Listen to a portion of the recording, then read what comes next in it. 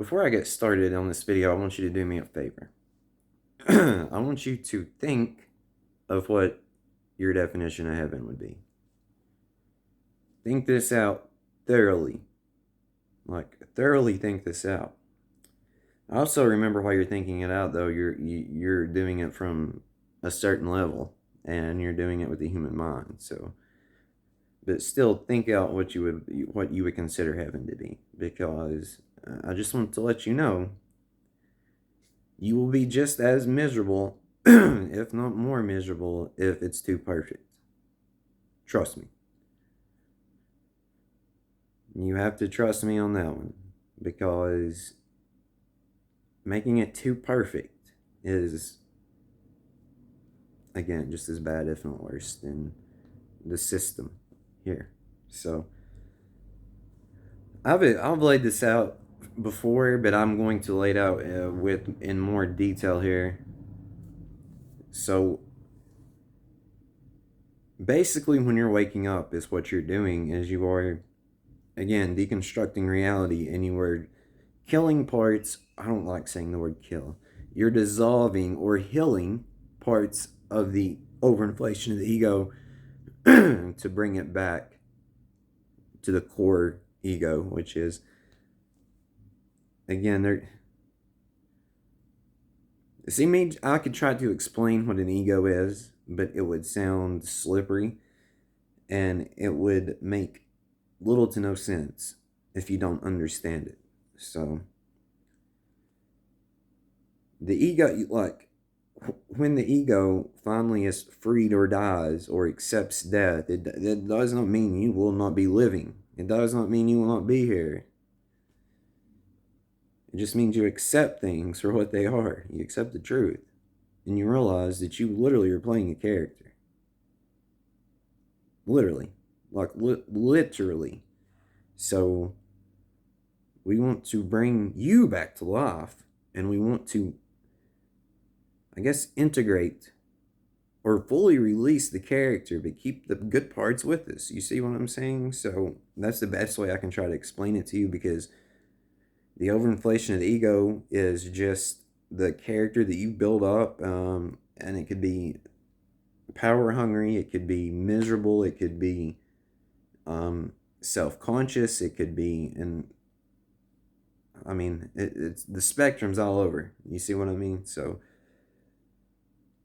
we have hurt ourselves. Understand this. Like, we had to deceive ourselves and lie to ourselves to pull this off, right? And the experience we set up, you can see the story playing out if you pay attention. It's a beautiful story. But the story we set up involved us getting hurt, involved us losing trust with people, and involved us getting sucked into this shit show. So, of course, we're going to have trust issues when we start waking up. And, of course, we're going to have an overinflated ego. So, essentially, what you're doing, the Father and the Son here, is the real you is correcting that overinflated ego and bringing you back to the real you. It's bringing you back to center. The only issue is, in doing this, the overinflation of the ego feels like it's dying, which it's getting healed and dissolving back into the true you. So the overinflation of the ego thinks you're trying to kill it. It thinks horrible. It thinks about worst case things, and it focuses on it, hyper focused on it. And it will try to live in the past. It'll try to cause, it'll try to spin things that are not there for its own benefit. And so that is why the suffering is there. I mean, the suffering sucks, but it is needed. So basically, it's like you are guiding yourself through this. It's just you have to start trusting and believing in yourself. You have to hone in the internal guidance system, and start trusting that. And then what accepting death means, my friend, is you let go of this character and you solely go from the heart and your internal guidance system. But you also have to admit, you're not fucking Blake Ratliff. Like, fully accept and admit this. That is a character. that we created to have an experience. The experience can, will, and should be over. You are not Blake Ratliff. Like, you're not a human. You're not Blake Ratliff. You're not on a planet flying through space called Earth. You have to fully comprehend this. Fully. So, that is the death of the ego. Even though it's not really the death of the ego, because what is an ego? 15 different definitions. But when you get to the core of it, there is no ego, really. It's just, and again, this is a word, it's just pure consciousness here, dreaming this up, like, hey. And then you can even get to a point where you realize, hey, you know God that we've claimed to be and we've been talking to and all this? We made that up too. It's been you the whole time, if you would realize it. That's the point you need to get to where you can't point a finger anymore and you take full ownership and responsibility. And that's a mind fuck, isn't it? You know, looking up to this God character, not realizing it was you the whole time, and then going even further into it, not realizing you made that up.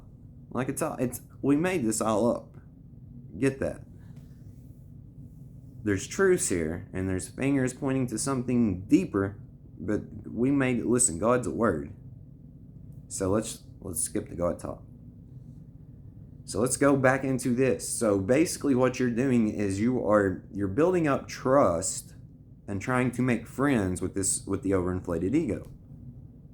And you have to do this because the overinflated ego went through the story and got hurt and started playing a character and building a character even more so than what it already was. So you have to show love and trust to this, to you, because it's you. It's not like this is separate from you. And the key to all of this is self-love. Once the overinflation starts loving the self, and the self, it has to love itself. Do you understand? Because that overinflation is part of it. So it has to accept and love all these parts. And then in admitting these are parts of you, and admitting you would like to fix those parts of you, and showing them love and kindness, they dissolve back to the true you. This is why it is so important about self-love. That's why I've been preaching self-love. That's why I've just been preaching self-love. If you would have paid attention, I've been preaching this. So that is what we're doing. Like the stories I told, the Father and the Son story and God and the Devil story, that's what we're doing. You just have to see through it to see what it really means. And that's why I talk in metaphors, because I cannot describe this to you in detail for you to understand. Because if you try to talk, and this is just the truth, go out and try to talk to someone that's not on a level close to yours, because you can only see your level and just a peak above your level. So you drive yourself crazy trying to explain things that people can't understand, so you have to use metaphors and riddles. And it is what it is, but I don't know how else to explain it, so I use metaphors. If you can read between the lines, you're great. If not, I'll clarify it more clearly if I can, if asked. So it's basically a game of wake yourself up, push yourself to a point to where you see through it, but do not break. It builds you up, breathes life back into you. It forces you to deal with things. It forces you to suffer. It forces you to do shadow work. And don't think that you can just stop doing this, because you will be more miserable if you stop doing it. And you will be, and that thing that's in your heart and the thing that's talking to you will pull you, quite literally drive you crazy until it's pulling you forward. Like, I know what you really want. Follow me here.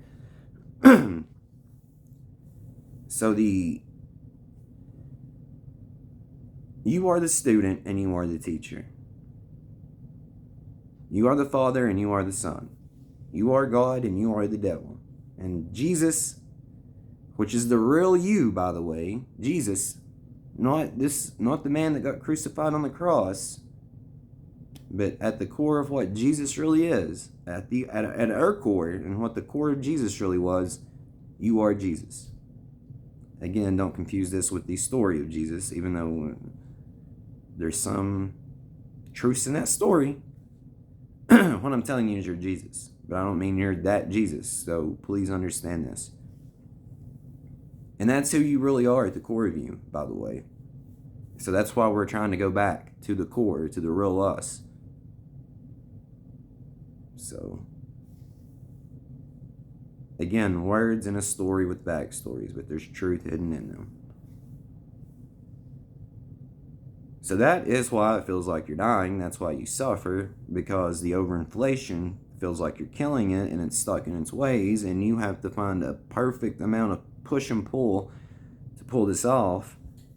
And at the end of the day, if you keep chasing rabbits, you'll never be in awe of the turtle in all its glory. That's the best way I can put this. More riddles and metaphors, I know, but if you understand, you understand. So think about what you believe heaven would be.